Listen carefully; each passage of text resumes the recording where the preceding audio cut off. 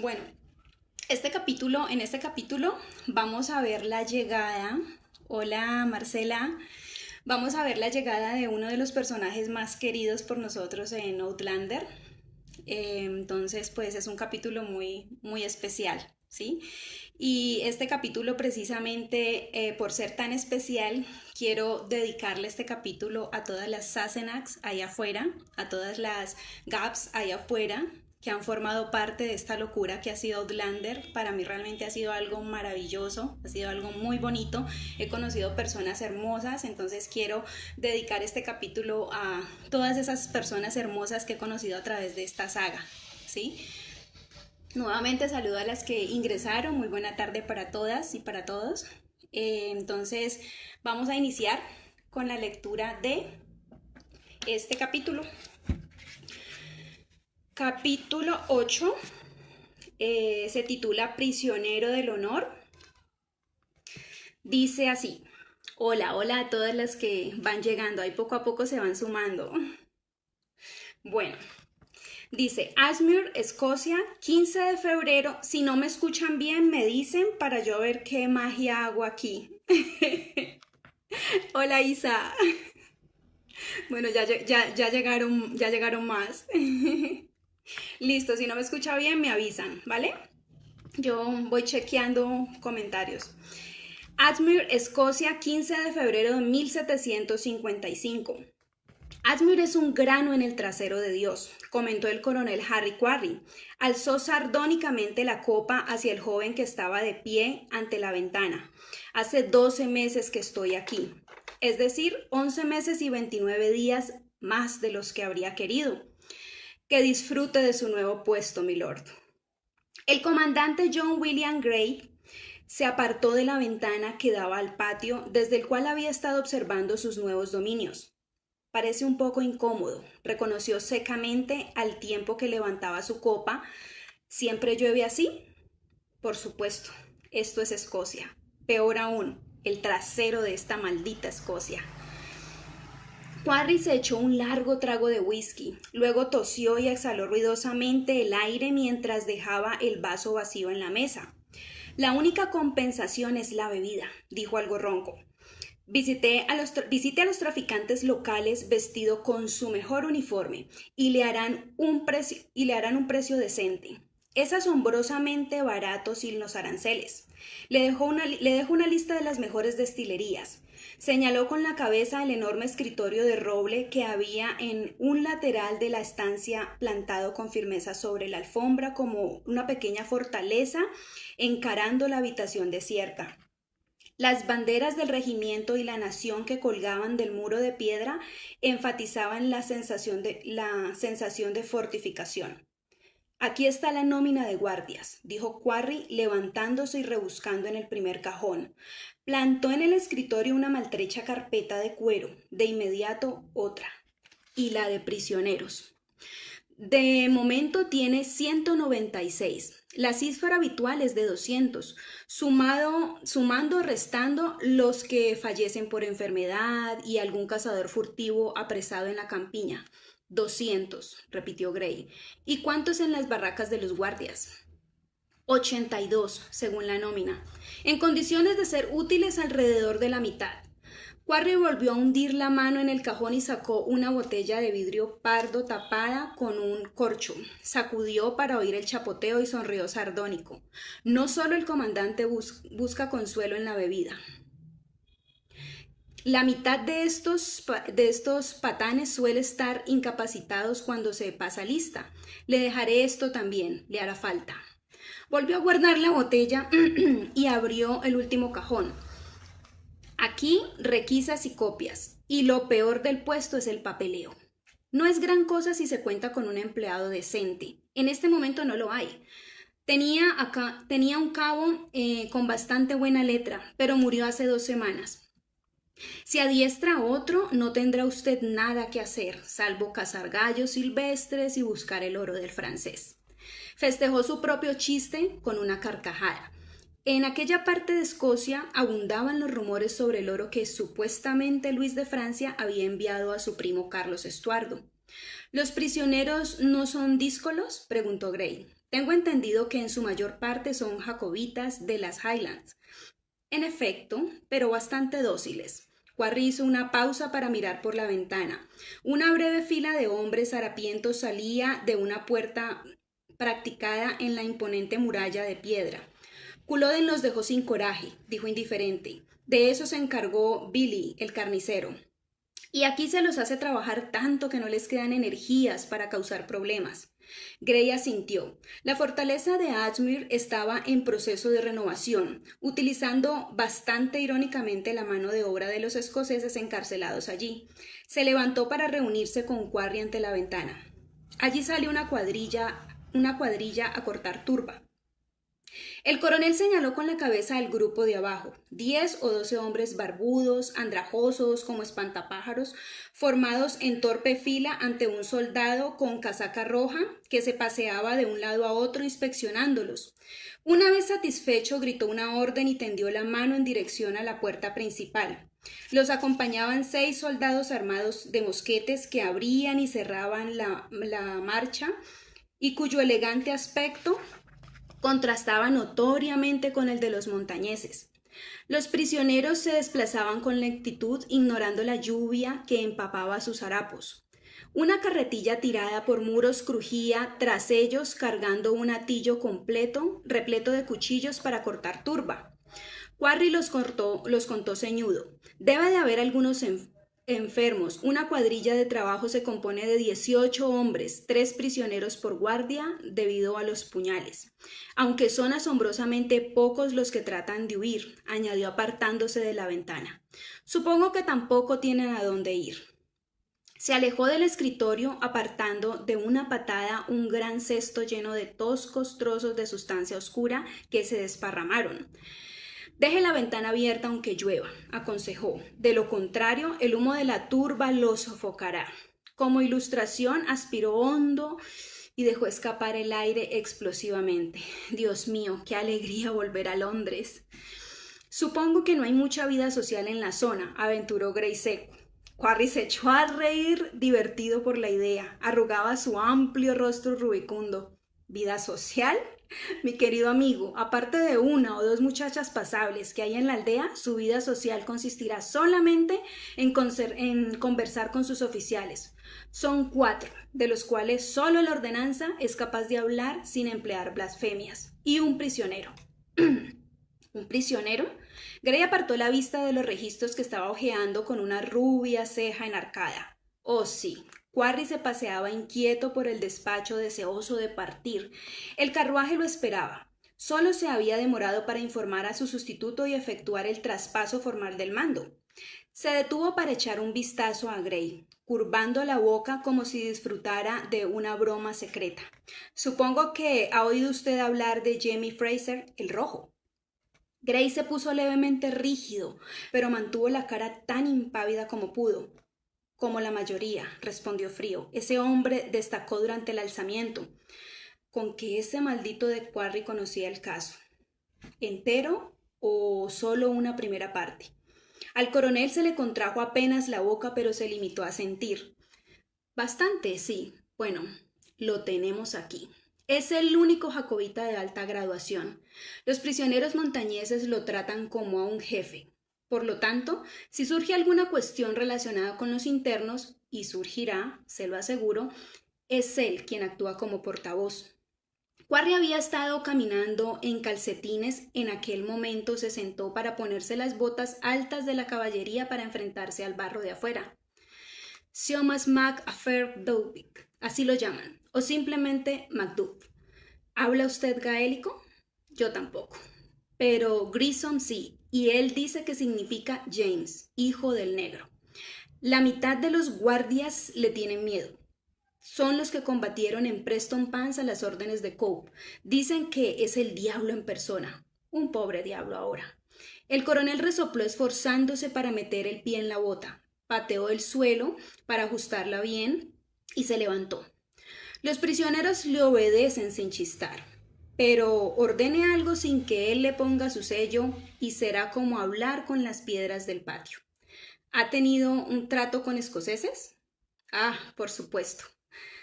Combatió usted en Culloden con el regimiento de su hermano, ¿verdad? Quarry se dio una palmada en la frente ante su fingida mala memoria. Aquel maldito hombre lo sabía todo. Entonces se hará una idea. Tercos, es decir, poco. Manoteó al aire como para despachar a todo un contingente de escoceses recalcitrantes, lo cual significa que necesitará la buena voluntad de Fraser o al menos su colaboración.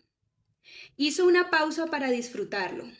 Yo lo invitaba a cenar conmigo una vez por semana para hablar de cómo iba todo y me daba muy buenos resultados. ¿Podría usted intentar lo mismo? Supongo que sí. El tono de Gray era sereno, pero tenía los puños apretados. Cenaría con Fraser cuando helase en el infierno. Es un hombre instruido, continuó Quarry, con los ojos brillantes de malicia clavados en el rostro de Gray. Un interlocutor mucho más interesante que los oficiales. Sabe jugar al ajedrez. Usted juega alguna partida de vez en cuando, ¿no? De vez en cuando. Tenía los músculos del abdomen tan apretados que le costaba respirar. ¿Por qué no cerraba la boca y se iba de una vez de aquel maldito idiota? Oh, bueno, todo queda en sus manos. Como si hubiera leído la mente de Gray, Quarry se caló bien la peluca, cogió la capa de la percha que había junto a su puerta y se la echó sobre los hombros con despreocupación. El coronel se volvió desde el umbral con el sombrero en la mano. Una cosa más. Si cena a solas con Fraser, no le dé la espalda. Su cara había perdido la jocosidad ofensiva. Gray lo miró ceñudo, pero no vio muestras de que la advertencia fuera una broma. Lo digo en serio, aclaró Quarry súbitamente grave. Está esposado, pero no es difícil ahorcar a un hombre usando la cadena. Y Fraser es un gigantón. Lo sé. Furioso, Gray sintió que le subía la sangre a la cara. Para disimularlo, giró en redondo y permitió que el aire frío que entraba por la ventana entornada le refrescase el semblante. Luego habló a las piedras grises del patio que brillaban bajo la lluvia. Si es tan inteligente como usted afirma, no cometería la estupidez de atacarme en mis propias habitaciones y dentro de la prisión. ¿Qué ganaría con eso? El coronel no respondió. Al cabo de un momento, Gray se giró hacia él y lo descubrió mirándolo pensativamente.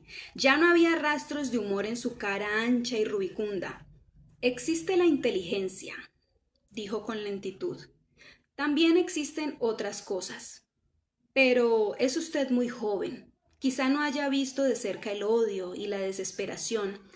En Escocia ha habido mucho de eso estos 10 últimos años. Ladeó la cabeza y observó de nuevo al alcaide de Ashmere desde la ventaja que le otorgaba ser 15 años mayor que él. El comandante Gray era joven. Ciertamente tenía apenas 26 años, cutis claro y pestañas femeninas que le daban un aspecto aún más juvenil. Para complicar el problema medía 3 o 4 centímetros menos del promedio y era de huesos finos. Se irguió en toda su estatura. Conozco bien esas cosas, coronel, dijo con voz firme. Como él, Quarry era el hijo menor de una buena familia, pero lo superaba en rango. Tenía que controlarse. Los brillantes ojos de avellana descansaron en él, especulativos. Me doy cuenta. Con un brusco movimiento, Quarry se puso el sombrero, luego se tocó la mejilla, donde la línea oscura de una cicatriz surcaba la piel rojiza. Recuerdo del escandaloso duelo que lo había enviado al exilio a Ashmere. Sabrá Dios qué hizo usted para que lo enviaran aquí, Gray, dijo meneando la cabeza. Por su propio bien, espero que lo mereciera. Le deseo buena suerte. Y desapareció con un revoloteo de su manto azul. Más vale malo por conocido que bueno por conocer, dijo Murdo Lindsay negando lúgubremente con la cabeza. El apuesto Harry no era tan malo. No es cierto, dijo Kenny Lindsay, pero tú estabas aquí cuando vino, ¿verdad? Era mucho mejor que esa mierda de Bungle, ¿no? Sí, reconoció Murdo inexpresivo. ¿Qué quieres decir? Si Harry era mejor que Bungle, explicó Lindsay, paciente. Harry era lo bueno por conocer y Bungle lo malo conocido. A pesar de todo, Harry fue mejor, así que te equivocas, hombre. ¿Así? Completamente confundido por aquel razonamiento, Murdo fulminó a Lindsay con la mirada. No me equivoco. Ya lo creo, dijo Lindsay perdiendo la paciencia. Tú siempre te equivocas, Murdo. ¿Por qué te empeñas en discutir si nunca tienes la razón? No estoy discutiendo, protestó Murdo indignado. Eres tú el que no deja de hablar y no yo. Porque te equivocas, hombre, dijo Lindsay. Si tuvieras razón no habrías dicho ni una palabra. No me equivoco, al menos eso creo, murmuró Murdo sin poder recordar exactamente qué había dicho. Se volvió para apelar a la corpulenta silueta que estaba en el rincón. ¿Me equivoco, MacDuff? El hombre alto se desperezó, haciendo tintinear levemente la cadena de sus grillos y se echó a reír. No, Murdo, no te equivocas. Pero aún no sabemos si tienes razón. Habría que ver cómo es lo bueno por conocer, ¿cierto? Al ver que Lindsay fruncía las cejas, preparado para seguir discutiendo, alzó la voz y dijo a todos los presentes: ¿Alguien ha visto al nuevo alcaide? ¿Johnson? ¿McTavish? Yo, dijo Haynes, adelantándose con gusto para calentarse las manos en el fuego. En la amplia celda había una chimenea frente a la cual solo podían ponerse 6 hombres a la vez. Los otros 40 quedaban expuestos al intenso frío, apretujados en pequeños grupos para darse calor. Por lo tanto, habían acordado que quien tuviera un cuento que relatar o una canción que entonar podía situarse junto al fuego mientras tuviese la palabra. MacDuff les había dicho que era un derecho legítimo de los bardos. Por lo visto, cuando los bardos acudían a los viejos castillos, les proporcionaban un lugar cálido y mucha comida y bebida como muestra de la hospitalidad del señor. Allí nunca abundaba la comida y bebida, pero el rincón cálido estaba garantizado. Haynes se relajó, con los ojos cerrados y la beatífica sonrisa en la cara, alargando las manos hacia el calor. Los movimientos inquietos a ambos lados hicieron que se apresurara a abrir los ojos. Lo he visto cuando bajaba de su carruaje, y otra vez les he subido un plato de dulces desde la cocina mientras conversaban con el apuesto Harry.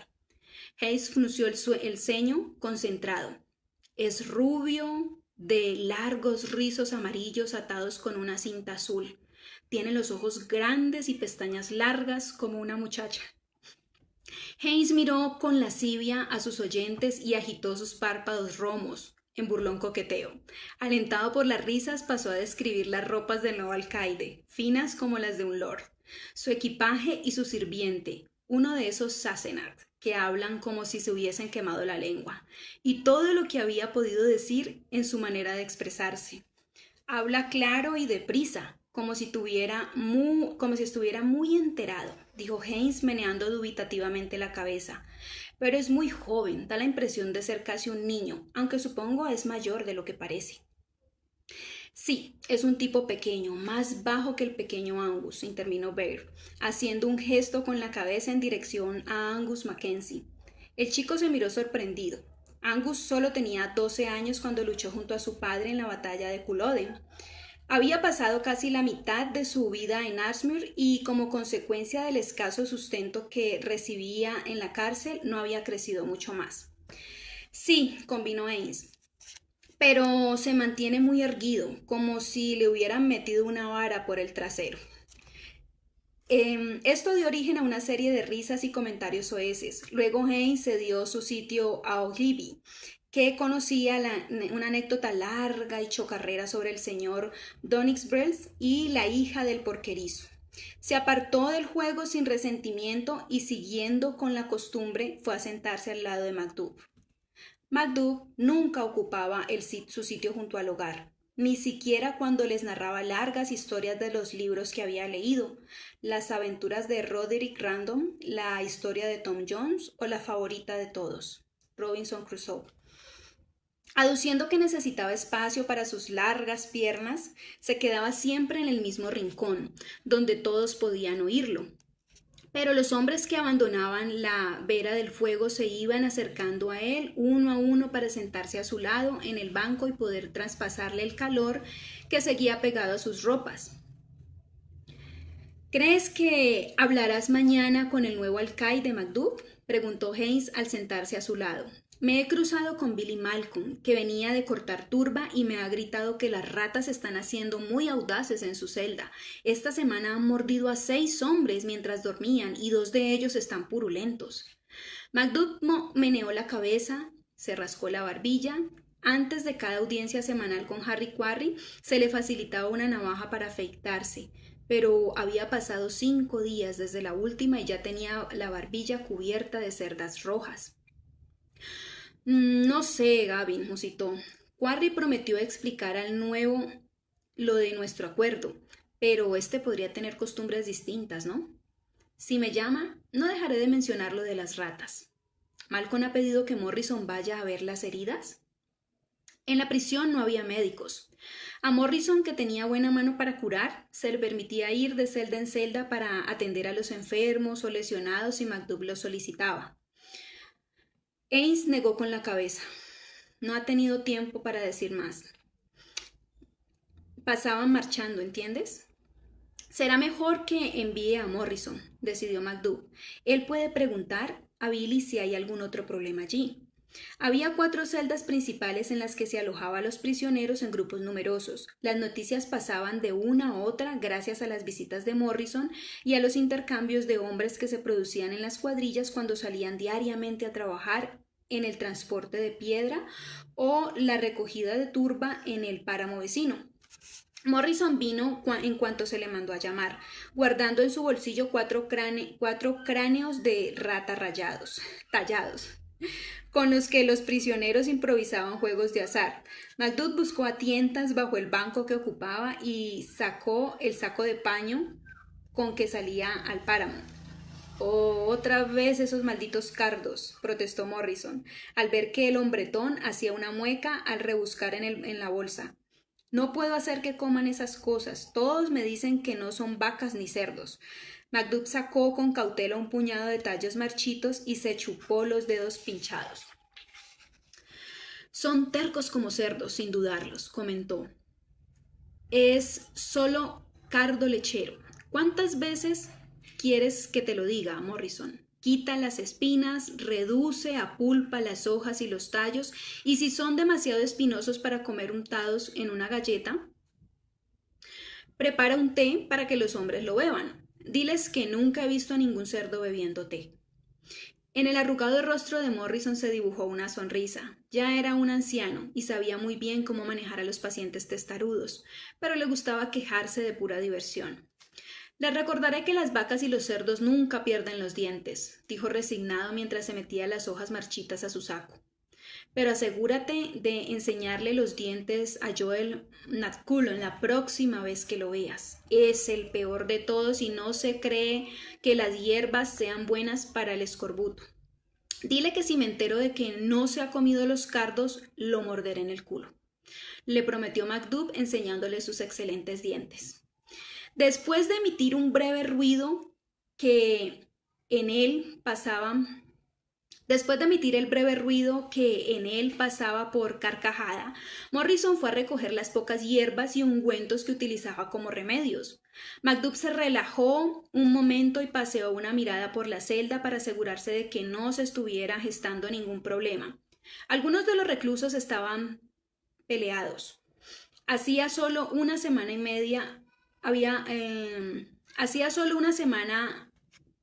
medio de una disputa entre Bobby Sinclair y Edwin Murray, y aunque no eran amigos, por lo menos guardaban las distancias. Luego cerró los ojos. Estaba fatigado, había pasado todo el día acarreando piedras. Les llevaría a la cena dentro de pocos minutos, unas gachas acompañadas de pan. Quizá también un poco de guiso de cebada si tenían suerte. Lo más probable era que poco después la mayoría de los hombres se fuera a dormir y le dejaran unos minutos de paz y semi-privacidad durante los que no tenían que escuchar a nadie ni sentirse en la obligación de hacer nada. Ni siquiera había tenido tiempo para pensar en el nuevo alcaide. Por importante que fuera aquel hombre en la vida de todos, joven, decía Haynes, eso podía ser bueno, pero también podía ser malo. Algunos de los hombres mayores que lucharon en el alzamiento solían tener prejuicios contra los escoceses. Bogle, que fue quien lo encadenó, luchó con Cope, pero un joven soldado asustado que trata de estar a la altura de un trabajo desconocido para él podría ser más rígido y tiránico que el más irascible de los coroneles viejos. Sí, estaba claro, no se podía hacer otra cosa que esperar. Con suspiro, cambió de postura, molesto por enésima vez por las esposas que llevaba. Al hacerlo golpeó el banco con la muñeca. Era lo bastante grande como para que el peso de las cadenas no le molestara demasiado, pero cuando trabajaba le hacían rozaduras. Además de las rozaduras le causaban dolores en la espalda por la imposibilidad de separar los brazos más de medio metro. Eso le provocaba calambres y una sensación de agotamiento en los músculos del pecho que solo desaparecían cuando dormía. Macduff, dijo una voz suave a su lado. ¿Podemos hablar en privado? Al abrir los ojos vio a Ronnie Sutherland a su lado con su cara puntiaguda y zorruna brillando a la tenue luz del fuego. Por supuesto, Ronnie. Se incorporó apartando con firmeza su mente de las cadenas y del nuevo alcaide. Esa noche John Gray escribió: Queridísima madre, he llegado sano y salvo a mi puesto. Me resulta cómodo. Mi predecesor, el coronel Quarry, sobrino del duque de Clarence, ¿lo recuerdas? Me ha dado la bienvenida y me ha puesto al tanto de mis funciones. Cuento con un fantástico sirviente. Y si bien es inevitable que muchas cosas de Escocia me parezcan extrañas en un principio, no dudo que la experiencia ha de ser interesante. Para cenar me han servido un guiso que, según el camarero, se llama haggis. Cuando le he preguntado me ha explicado que era el órgano interior de una oveja relleno con una mezcla de avena molida y cierta cantidad de carne cocida de origen no identificado. Aunque se me asegura que para los habitantes de Escocia este plato es una verdadera exquisitez, lo he enviado a la cocina y he solicitado a cambio un simple filete de cordero hervido.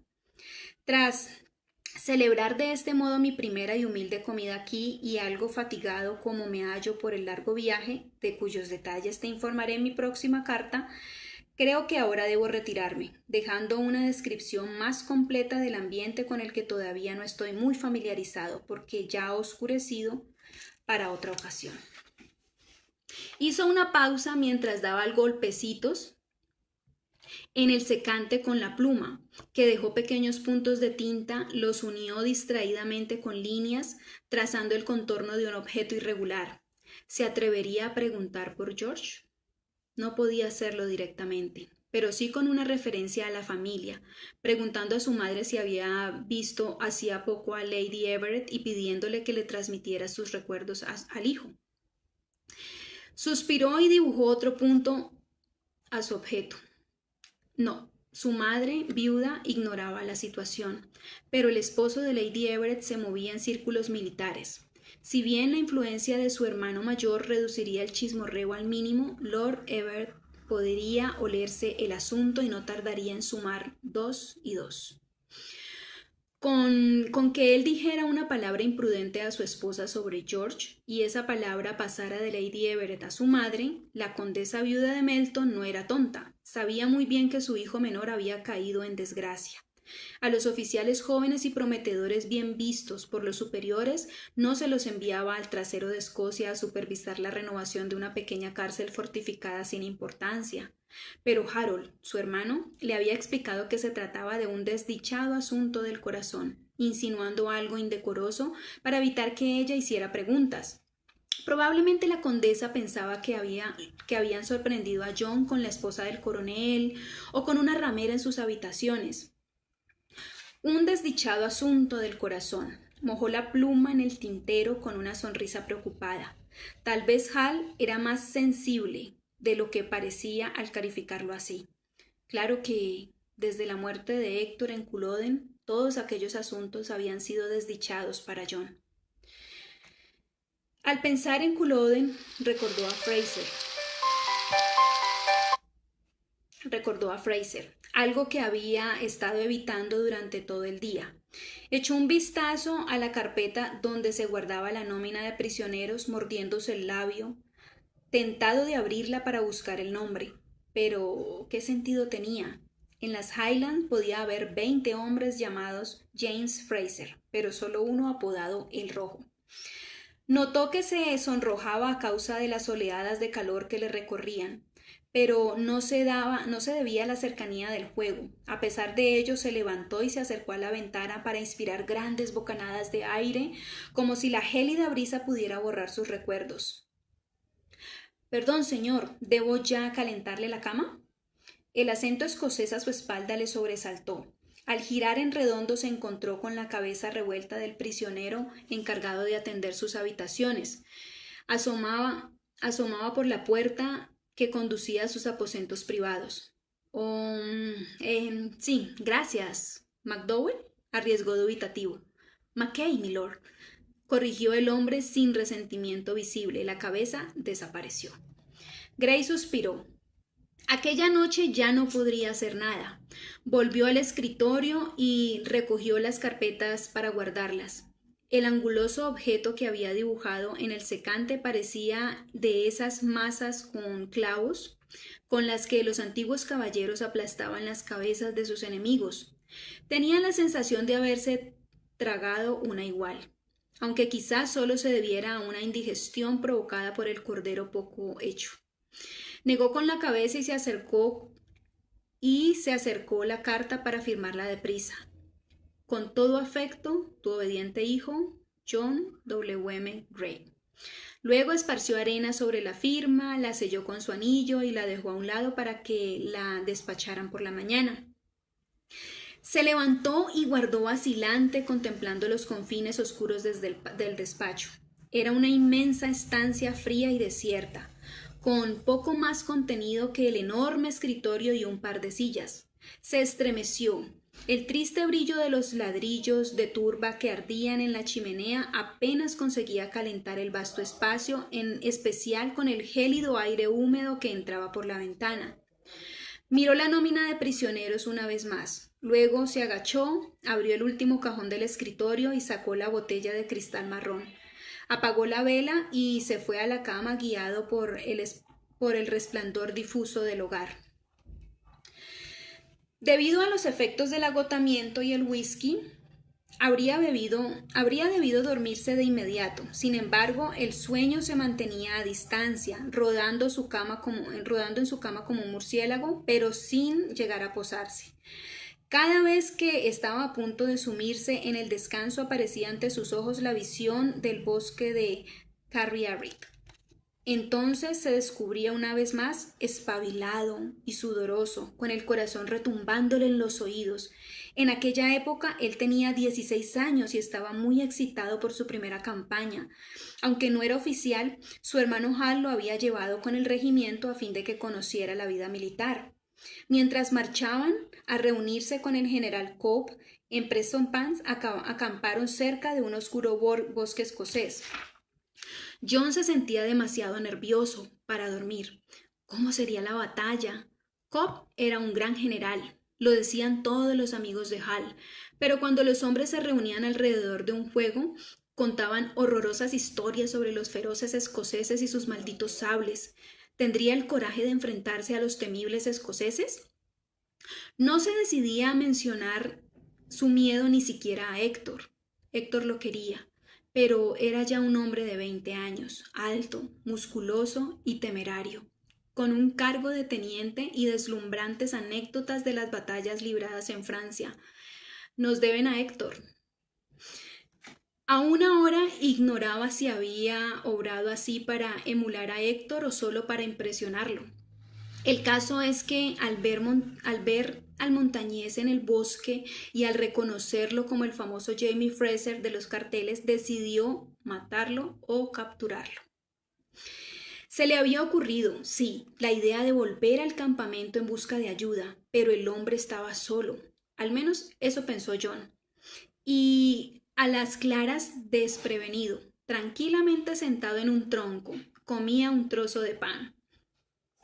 Él desenvainó el puñal de su cinturón y se escurrió silencioso entre el bosque hacia la roja cabeza, con la empuñadura del cuchillo en la mano y la mente llena de visiones de gloria, imaginando los elogios de Héctor. Pero en su lugar, cuando descargaba el puñal, rodeando con un brazo el cuello del escocés para estrangularlo, recibió un golpe y entonces Lord John Grey se estiró en la cama, acalorado por los recuerdos. Había caído hacia atrás, rodando juntos en la crepitante oscuridad cubierta de hojas secas, buscando a tientas el cuchillo, debatiéndose y luchando por defender la vida, pensaba él. Al principio el escocés estaba debajo de él, luego de algún modo se retorció y quedó arriba. John había tocado en una ocasión una gran pitón de un amigo de su tío, que un amigo de su tío había traído de la India. A eso se le parecía el taco de Fraser, ligero, suave, horriblemente poderoso. Se movía como aquellos aros musculosos, nunca por donde se esperaba. Para su vergüenza, se vio tirado de bruces entre las hojas, con la muñeca dolorosamente retorcida en la espalda. En un acceso de terror, seguro de que iba a ser asesinado, tiró con todas sus fuerzas del brazo aprisionado. El hueso se rompió con un estallido de dolor rojo y negro que lo dejó sin sentido. Al volver en sí, momentos después, estaba apoyado en un árbol frente a un círculo de feroces montañeses, todos con faldas. En medio de todos ellos estaba Jimmy, el rojo, y la mujer. Grey apretó los dientes. Maldita mujer. De no haber sido por ella, bueno, solo Dios sabía lo que podía haber sucedido. Lo que sucedió fue que ella dijo algo. Era inglesa, y por su manera de hablar, una dama. John, idiota de él, llegó a la conclusión de que la mujer era rehén de los crueles escoceses que sin duda la habrían raptado con el propósito de violarla. Todo el mundo decía que los montañeses violaban a la menor oportunidad que se les presentaba y que se deleitaban deshonrando a las inglesas. ¿Qué podía pensar él? Lord John William Grey, de 16 años, desbordando ideas militares de galantería y nobleza, magullado, estremecido y luchando contra el dolor de su brazo fracturado, tratando de negociar para rescatarla de su destino. Fraser, alto y burlón, jugó con él como un pescador con un pez. Desnudó a medias a la mujer ante sus ojos para obligarlo a dar información sobre la posición y el número del regimiento de su hermano. Y cuando él le hubo dicho cuánto sabía, el rojo le reveló entre risas que la mujer era su esposa. Todos rieron. Aún podía oír las obscenas y regocijadas voces de los escoceses. Grey se dio vuelta en la cama, irritado en el colchón extraño. Para empeorar las cosas, Fraser no había tenido ni siquiera la decencia de matarlo, sino que lo ató en un árbol donde sus camaradas lo encontrarían por la mañana. Cuando los hombres del rojo hubieran visitado el campamento y con la información proporcionada por él, hubiesen utilizado el cañón que llevaban a Cope. Todo el mundo se enteró, por supuesto, aunque lo excusaron por su corta edad y el hecho de que aún no fuera oficial. John se convirtió en un paria, en blanco de desprecio. Nadie le dirigía la palabra salvo su hermano y Héctor. Héctor siempre leal. Con un suspiro frotó la mejilla contra la almohada. Aún podía ver a Héctor en su mente. Un moreno de ojos azules y boca tierna, siempre sonriente. Había muerto 10 años atrás, en Culloden, hecho pedazos por una espada escocesa. Pero John aún despertaba a veces al alba con el cuerpo arqueado por espasmos, sintiendo su contacto. Y ahora esto. Ese nombramiento lo había horrorizado. Estar rodeado de escoceses, con sus voces chirriantes, abrumado por el recuerdo de lo que le había hecho a Héctor, pero nunca, ni en la más mínima espantosa de sus pesadillas, había pensado volver a encontrarse con Jamie Fraser. El fuego de la turba que ardía en la chimenea fue muriendo gradualmente hasta convertirse en una montaña de cenizas calientes, que se enfrió poco después. Las vistas de la ventana palidecieron y el intenso negro de la noche dejó paso al triste gris de una lluviosa alba lluviosa alba escocesa, y John Gray seguía despierto, con los ardientes ojos clavados en las vigas del techo ennegrecidas por el humo. Gray se levantó por la mañana sin haber descansado, pero con una decisión tomada. Estaba allí. Fraser también estaba allí, y ninguno de los dos podía cambiar de sitio en un futuro previsible. Bien, se vería obligado a verlo de vez en cuando. Dentro de una hora hablaría ante los prisioneros reunidos y en delante debería inspeccionarlos con regularidad. Pero en ningún modo lo recibiría en privado. Si lo mantenía a distancia, quizá pudiera mantener también a raya los recuerdos que le despertaba y los sentimientos. Pues si bien era el recuerdo de la ira y la humillación pasadas de lo que no le había permitido conciliar el sueño, fue la otra cara de la situación actual lo que lo mantuvo despierto hasta el amanecer. El comprender poco a poco que Fraser ya no era su torturador, sino su prisionero, tan a su merced como los otros. Después de llamar a su sirviente con la campanilla, fue descalzo a la ventana para ver cómo estaba el tiempo. El frío de la piedra bajo sus pies le arrancó una exclamación. Llovía, lo cual no era extraño. Abajo, en el patio, los prisioneros empapados ya estaban formando las cuadrillas de trabajo. Temblando bajo su camisa, Gray cerró un poco la ventana. El dilema de morir asfixiado por el humo o perecer de fiebre tenía poca solución. Habían sido las imágenes de venganza las que le habían tenido dando vueltas en la cama mientras la luz de la ventana esclarecía y la lluvia golpeaba el alféizar. Gray había imaginado a Fraser encerrado en una diminuta celda de piedra helada, desnudo en las noches de invierno, alimentado con agua sucia, flagelado en el patio de la prisión. Darle una lección de humildad a su poderosa arrogancia, reducirlo al servilismo, que dependiera solo de su palabra para conseguir un momento de alivio. Lo había imaginado con todos los detalles, disfrutándolos. Oía a Fraser implorar misericordia y se concebía a sí mismo desdeñoso y altanero. Lo imaginó y sintió un ramalazo de asco contra sí mismo. A pesar de lo que ese hombre fuera para Gray en el pasado, Fraser ahora era un enemigo derrotado, un prisionero de guerra, responsabilidad de la corona, responsabilidad de Gray, y su bienestar, obligación de honor. Su sirviente le había traído agua caliente para afeitarse. Se humedeció las mejillas, relajándose al contacto con el agua caliente y dejó a un lado las tormentosas fantasías de la noche. Se dio cuenta de que no eran más que fantasías y sintió cierto alivio al comprenderlo. Haber encontrado a Fraser en la batalla, haberlo mutilado o matado habría sido un salvaje placer.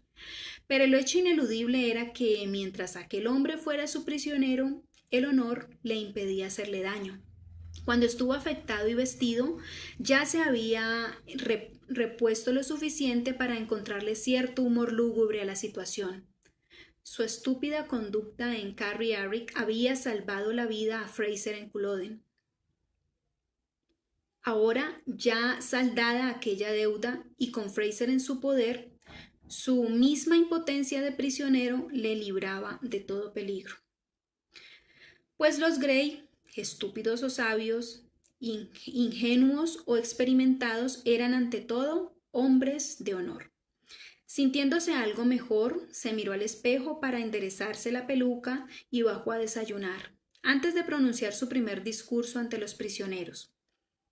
¿Quiere usted que le sirva la cena en la sala, señor, o aquí? La cabeza de Mackay, despeinado como siempre, asomó en el despacho. Murmuró Gray, absorto en los papeles esparcidos ante él. Luego levantó la vista. Aquí, por favor. Señaló vagamente una esquina del enorme escritorio y volvió a su trabajo. Casi ni alzó la mirada al llegar a la bandeja con la comida poco después. Lo del papeleo no era una broma de Quarry. Solo la enorme cantidad de comida requería interminables peticiones y requisitos. Además, tenía que enviar todas las órdenes a Londres por duplicado, si era tan amable. Por no hablar de los de necesidades más... Por no hablar de los cientos de necesidades más requeridas por los prisioneros, los guardias y los hombres y mujeres del pueblo que venían durante el día a limpiar los barracones y a trabajar en las cocinas. John se había pasado la jornada sin hacer otra cosa que redactar y firmar requisitorias. Tenía que conseguir pronto un escribiente, si no quería morir de puro aburrimiento. 200 libras de harina de trigo, escribió, para uso de los prisioneros. 6 barriles de cerveza para los barracones. Su habitual prosa elegante se había degenerado rápidamente hasta convertirse en un garabato funcional, y su estilosa firma se había transformado en un escueto J. Gray. Dejó la pluma con un suspiro y cerró los ojos, masajeándose el dolor sordo que sentía entre las cejas. El sol no se había molestado en aparecer una sola vez desde su llegada, y trabajar todo el día en una habitación llena de humo, a la luz de las velas, hacía que le ardieran los ojos como brasas. El día anterior habían llegado sus libros, pero aún estaban sin desempaquetar. Cuando cayó la noche estaba demasiado exhausto como para hacer otra cosa que no fuera lavarse los ojos adoloridos con agua fría e irse a dormir. Un ruido leve y sigiloso que hizo que se incorporara de golpe, al tiempo que abría los ojos. Había una gran rata parda sentada en la esquina de su escritorio, con un trozo de budín de ciruela entre las patas delanteras. No se movió, se limitó a mirarla retorciéndose los bigotes. «¡Pero malditos sean mis ojos!», exclamó Gray asombrado. «¡Oye, asquerosa! ¡Esa es mi cena!». La rata mordisqueó el budín con aire pensativo y los ojos brillantes fijos en el comandante. «¡Sal de aquí!». Enfurecido, Gray cogió el objeto más cercano y se lo tiró. La botella de tinta estalló contra el suelo y el sobresaltado animal saltó del escritorio y huyó precipitadamente entre las piernas de Mackay, que aún más sobresaltado había aparecido en la puerta para ver a qué se debía el ruido.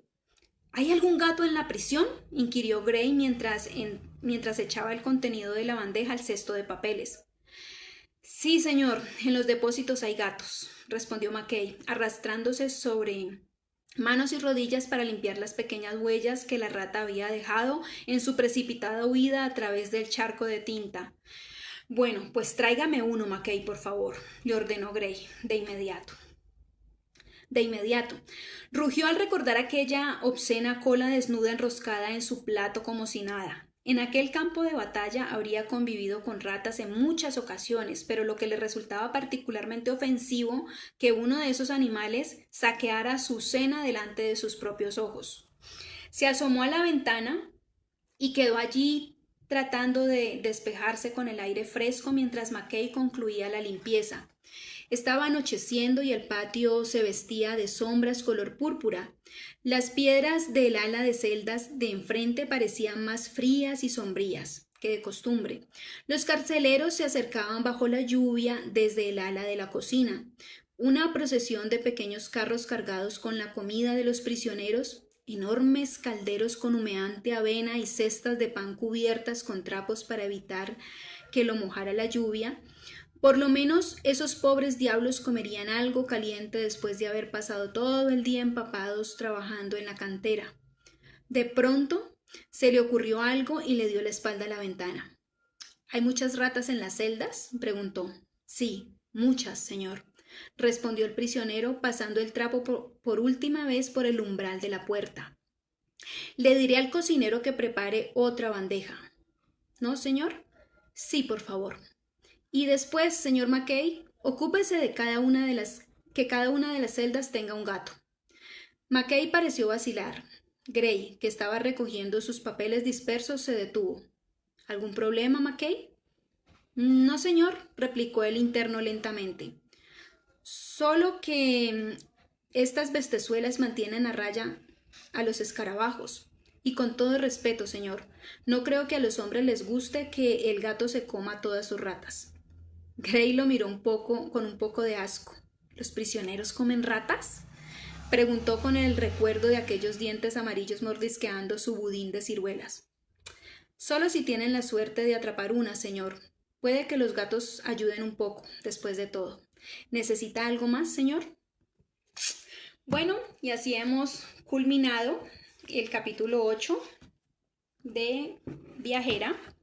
Muchísimas gracias por esta oportunidad, muchísimas gracias a las administradoras de Outlander Argentina por permitirnos compartir con otras Sassenachs tan amantes a estos libros como todas nosotras, por permitirnos disfrutar de este rato de lectura, por permitirnos compartir con personas de otros países esta pasión que es Outlander. Muchísimas gracias Blanca, muchísimas gracias Gaby, muchísimas gracias Susana por todo lo que hacen para que el sitio continúe, y también las personas que hacen posible, que ponen publicaciones para que nosotros disfrutemos. Realmente les agradezco inmensamente. Yo redisfruto mucho estar en el grupo y realmente espero que todas también lo hagan. Y hasta aquí las acompaño. Muchas gracias y espero pues que acompañemos este tiempo que viene a todas las que van a leer, porque todavía la meta es grande, ¿sí? Terminar, si es posible, todos los libros. Las animo a que se apunten a leer, porque realmente es una experiencia única y es muy bonito. Entonces, ánimo para todas las que no se han arriesgado todavía. Un saludo inmenso para los que vean el video después. Muchas gracias a todas las que estuvieron ahorita en vivo. Les agradezco inmensamente. Un saludo para todas. Beso enorme para todas. Un abrazo gigante desde Colombia. Que estén muy bien.